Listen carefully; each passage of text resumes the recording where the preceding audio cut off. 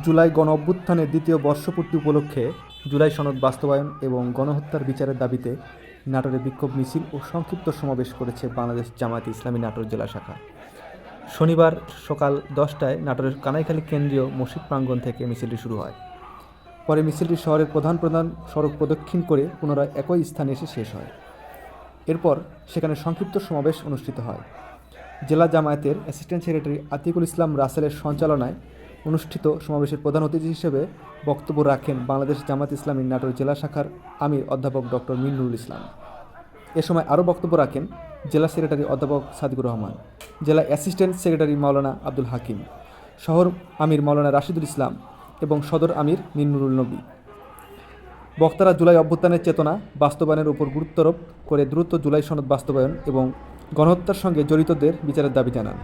পাশাপাশি তারা দেশের গণতন্ত্র, ন্যায় বিচার ও জনগণের অধিকার প্রতিষ্ঠায় সবাইকে ঐক্যবদ্ধভাবে কাজ করার আহ্বান জানান। সমাবেশে জেলা ও শহরের বিভিন্ন পর্যায়ের নেতাকর্মীরা উপস্থিত ছিলেন।